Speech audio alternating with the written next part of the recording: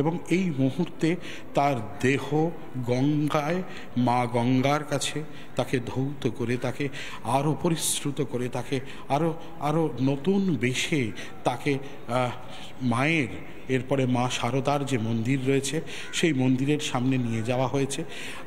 আমাদের কিছু বাধ্যবাধকতা আছে, আমরা সামনে তাদের যে নিয়ম শৃঙ্খলা রয়েছে তা ভেদ আমরা করতে পারি না, মানব চেন করে সেটিকে আটকানো রয়েছে। আমরা দূর থেকে সে ছবি দেখাবার প্রয়াস করছি। এখানে ষোড়শ সংঘাধ্যক্ষকে এই মুহূর্তে মায়ের মন্দিরের সামনে নিয়ে যাওয়া হয়েছে। আকাশের ভার, আকাশের যে মুখ তাও বেশ ভার, আর এই মুহূর্তে দাঁড়িয়ে মায়ের মন্দিরের সামনে তাকে তার গুরু ভাইরা ঘিরে রেখেছেন এবং তাকে স্মরণ করে বেদ স্তোত্র পাঠ চলছে। এরপরে তাকে নিয়ে যাওয়া হবে এরপরে অন্ত্যেষ্টির জন্যে, অর্থাৎ পঞ্চভূতে বিলীন হবে এই নশ্বর দেহ। অর্থাৎ এই নশ্বর দেহ যখন পঞ্চভূতে বিলীন হবে তার আগে যে কর্মাদি থাকে সেই কর্মাদি যথাযথভাবে পালন করেছে বেলুড় মঠ কর্তৃপক্ষ, রামকৃষ্ণ মঠ ও মিশন কর্তৃপক্ষ। আমাদের দুপুরবেলাতেই এখানকার যিনি সম্পাদক রয়েছেন তিনি সুবীরানন্দজি মহারাজ, তিনি আমাদেরকে জানিয়েছিলেন যে ঠিক 8:16 তাকে নিয়ে, তার দেহ নিয়ে, তার পুত দেহ নিয়ে বেরিয়ে নিয়ে আসা হবে প্রথমে মন্দিরের সামনে। বেলুড় মঠ যে মন্দির রয়েছে সেই মন্দিরের ছবি আমরা দেখাচ্ছি, সেই মন্দিরের সামনে তাকে নিয়ে আসা হবে। সেখান থেকে তাকে নিয়ে যাওয়া হবে যে অফিস কার্যালয় রয়েছে, যে কার্যালয় রয়েছে সেখানে, এবং তারপরে স্বামীজির যে বাড়ি, স্বামীজির যে গৃহটি রয়েছে এই বেলুড় মঠের ভেতরে, সেই বেলুড় মঠের ভেতরে সেখানে নিয়ে যাওয়ার পর সেখান থেকে নিয়ে আসা হবে গঙ্গার ঘাটে, অর্থাৎ মায়ের মন্দিরের, মা শারদা দেবীর পদতলে তাকে শায়িত করানো হয়েছে এই মুহূর্তে। আমরা সেই ছবি বাধ্যবাধকতার জন্যে, নিয়মের কারণে আমরা সে ছবি দেখাতে পারছি না। সেখানে শুধুমাত্র মহারাজরাই উপস্থিত হয়েছেন।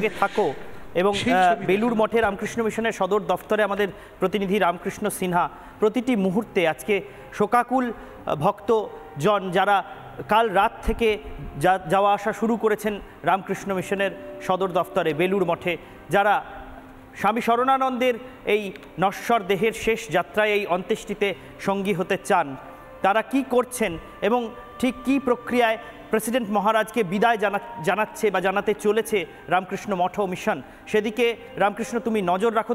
তোমার কাছ থেকে প্রতি মুহূর্তে আমরা সেই ছবি অগণিত ভক্তকুলের সামনে তুলে ধরবো। তবে এই মুহূর্তে আমাদের সঙ্গে পিঙ্কিও রয়েছে, আমাদের প্রতিনিধি পিঙ্কি অধিকারী। পিঙ্কি, তুমিও রয়েছো সেখানে, এবং তুমি কি ছবি দেখতে পাচ্ছ? তুমি যতক্ষণ ধরে সেখানে আছো, কাল রাত থেকেই যখন এই দুঃসংবাদ, এই গভীর শোকের সংবাদ এসেছে যে রামকৃষ্ণ মঠ ও মিশনের প্রেসিডেন্ট, সংঘাধ্যক্ষ, যিনি ষোড়শ সংঘাধ্যক্ষ ছিলেন, সেই স্বামী শরণানন্দের প্রয়াণ ঘটেছে, তার নশ্বর দেহের দেহাবসান ঘটেছে, তারপর থেকে আমরা প্রতি মুহূর্তে রামকৃষ্ণ মঠ ও মিশনের ভক্তকুলের যে প্রতিক্রিয়া এবং তারা যেভাবে যাওয়া আসা করছেন, তারা কিভাবে শেষ শ্রদ্ধা জানাচ্ছেন, কিভাবে শোকে আকুল হচ্ছেন, সেই সমস্ত ছবির দিকে নজর রেখেছি। পিঙ্কি, তুমি এই মুহূর্তে কি দেখতে পাচ্ছ আমরা সেটাও একবার জানতে চাইব, কারণ কাল রাত 8:14 স্বামী শরণানন্দের প্রয়াণ ঘটে এবং তারপর থেকেই গোটা দেশ থেকে সমস্ত গণ্যমান্য মানুষ, দেশের রাষ্ট্রপতি, দেশের প্রধানমন্ত্রী সহ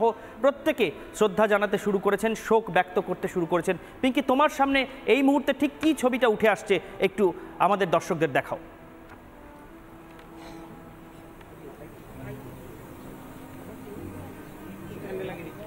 দেখো ঈশান, একটা বিষয় স্পষ্ট যে এই মুহূর্তে বেলুড় মঠে শোক নেমে এসেছে, শোকস্তব্ধ হয়ে রয়েছে সমস্ত ভক্তকুল।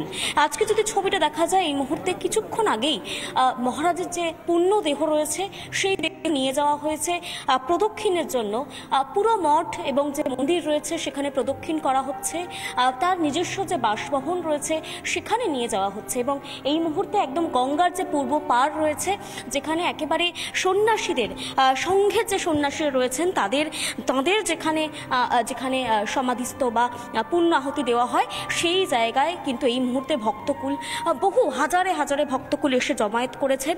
কিছুক্ষণ আগে দেখছিলাম এখানে স্রোত পাঠ হচ্ছিল, কিছুক্ষণ আগে দেখছিলাম যে এখানে যারা বিভিন্ন জায়গা থেকে কেউ এসছেন, এই দেশের বাসিন্দা, কেউ বিভিন্ন প্রান্ত থেকে এসেছেন এবং তারা অপেক্ষা করছেন সেই ক্ষণে, যে ক্ষণে হয়তো একেবারে অন্ত্যেষ্টিক্রিয়া তারা তারা তারা তারা তারা একেবারে শেষবারের জন্য তাদের যে প্রিয় মহারাজ, শ্রদ্ধার মহারাজ, তাকে হয়তো শেষ দেখা দেখবেন তারা। তবে অবশ্যই একটু তাদের সঙ্গেও কথা বলে নিই, যারা ভক্তরা এসেছেন বিভিন্ন জায়গা থেকে, তাদের সঙ্গে একটু কথা বলে নিই। দিদি, এটা আমাদের জন্য অত্যন্ত একটা দুঃসংবাদ, আপনাদের জন্য। একবার শেষ দেখা করতে চাইছেন?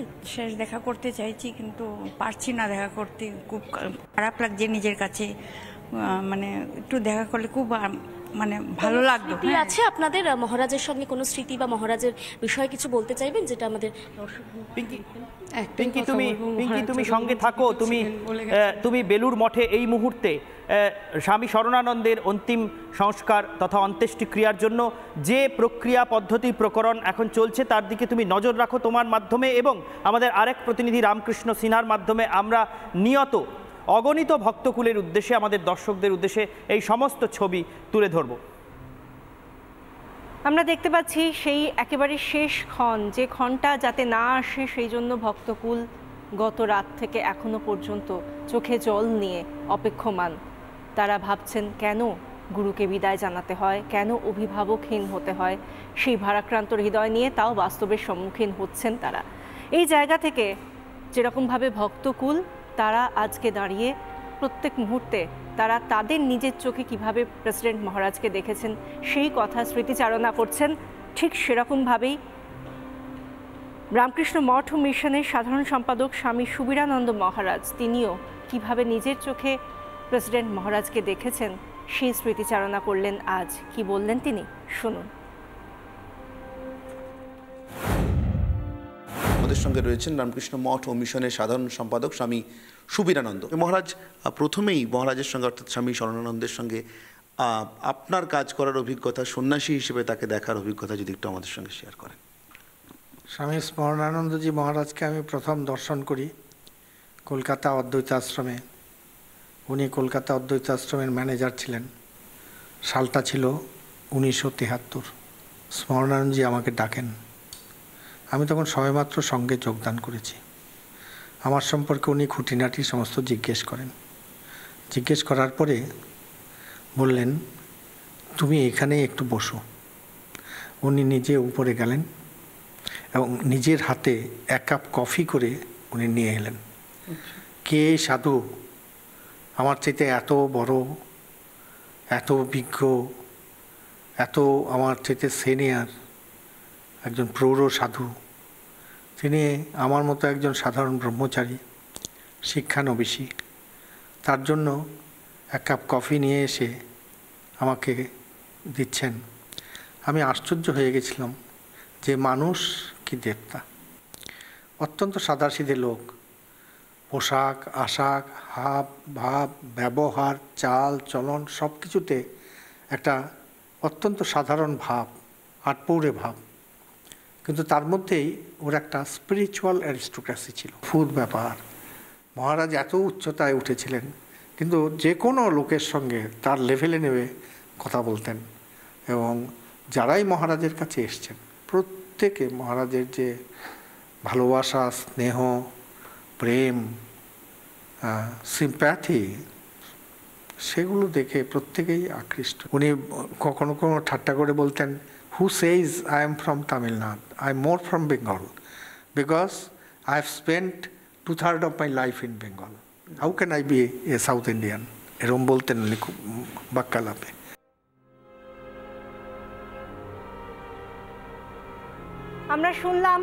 আমরা শুনলাম সুবীরানন্দজি মহারাজ কি বললেন, কিন্তু এই মুহূর্তে আমাদের যে ছবিটা সত্যি আমরা দেখতে চাই না ঈশান, সেই ছবিটাই আমাদের দেখতে হচ্ছে।